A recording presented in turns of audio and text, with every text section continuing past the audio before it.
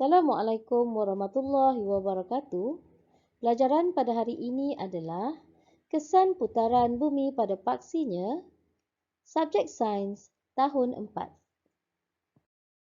Seperti yang telah kita pelajari pada minggu lepas, bumi berputar pada paksinya dari barat ke timur mengambil masa 24 jam ataupun 1 hari untuk membuat satu putaran lengkap. Putaran bumi pada paksinya menyebabkan berlakunya beberapa kejadian. Terdapat 3 situasi yang berlaku semasa bumi berputar pada paksinya iaitu kejadian siang dan malam, kedudukan matahari kelihatan seperti berubah-ubah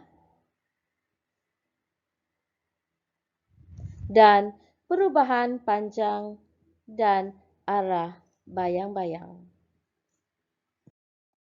Situasi yang pertama ialah kejadian siang dan malam. Okey, kita lihat dalam gambar. Okey, yang pertama kita lihat kedudukan matahari. Yang kedua, kedudukan bumi. Bahagian bumi yang menghadap matahari akan mengalami siang. Kita lihat dalam gambar ni. Bahagian bumi yang menghadap matahari akan menerima cahaya matahari dan mengalami waktu siang. Manakala bahagian bumi yang terlindung daripada cahaya matahari akan mengalami malam.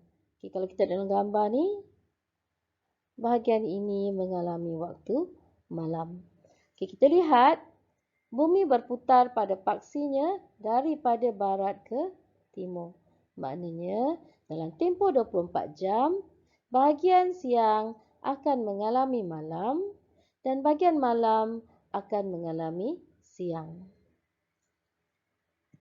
Situasi yang kedua ialah kita akan dapat lihat seolah-olah kedudukan matahari kelihatan seperti berubah-ubah.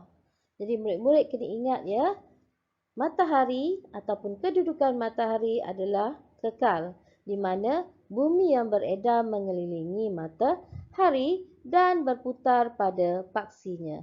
Kesan putaran bumi pada paksinya menyebabkan kita dapat melihat kedudukan matahari kelihatan seperti berubah-ubah. Contohnya gambar yang pertama, pada waktu pagi, kedudukan matahari rendah, itu matahari terbit. Seterusnya, kedudukan matahari yang kedua, matahari nampak kedudukannya lebih tinggi daripada yang pertama. Yang ketiga, setelah ini adalah pada pukul 12 tengah hari, kedudukan matahari berada di atas atau di tempat yang tinggi. Dan kedudukan yang keempat, apabila waktu petang, kedudukan matahari mula nampak semakin rendah. Dan apabila sampai ke senja, kedudukan matahari mula berubah ataupun kita katakan matahari terbenam. Kita dapat lihat kesan dalam tempoh sehari daripada matahari terbit sehingga matahari terbenam, kedudukan matahari adalah berubah-ubah. Situasi yang ketiga ialah perubahan panjang dan arah bayang-bayang. Jadi kita sebelum kita lihat pada arah dan panjang bayang-bayang, kita kena tahu arah mata angin. Okey, contohnya ialah utara, selatan, timur dan barat. Okey, maknanya ini adalah sebelah timur, ini adalah sebelah barat. Kena tahu kedudukan dulu. Okey, kita lihat gambar yang pertama.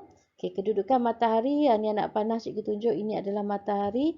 Kedudukan matahari adalah di sebelah timur.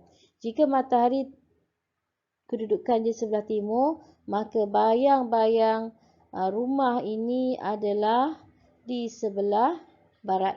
Okey, di sebelah barat dan bayang-bayang ini lebih panjang pada waktu pagi.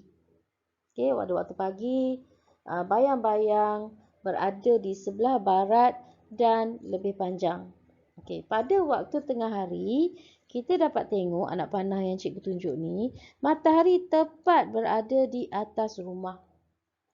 Okey, kalau kita dalam gambar ni, kita akan dapat lihat tiada bayang-bayang terbentuk dan juga tiada arah. Okey, kerana matahari berada tepat di atas rumah tersebut. Okey, pada waktu petang, kita lihat kedudukan matahari. Okey, cikgu tunjuk yang ini. Kedudukan matahari adalah di sebelah barat. Okey, barat. Maka bayang-bayang berada di sebelah timur. Dan kita lihat bayang-bayang itu lebih panjang berbanding dengan yang di sebelah tengah hari. Jadi ini menunjukkan semasa bumi berputar pada paksinya daripada pagi hingga ke malam dan pagi semula, iaitu dalam tempoh 24 jam, kita dapat lihat bayang-bayang yang terbentuk pada waktu pagi di mana matahari terbit sebelah timur, bayang-bayang pada sebelah barat dan lebih panjang. Pada waktu tengah hari, tiada bayang-bayang terbentuk dan arah kerana matahari berada tepat di atas rumah. Dan pada waktu petang, apabila kedudukan matahari di sebelah barat, bayang-bayang di sebelah timur dan bayang-bayang menjadi lebih panjang. Baiklah, cikgu harap murid-murid faham mengenai 3 situasi di mana kesan daripada perubahan, kesan daripada putaran bumi pada paksinya.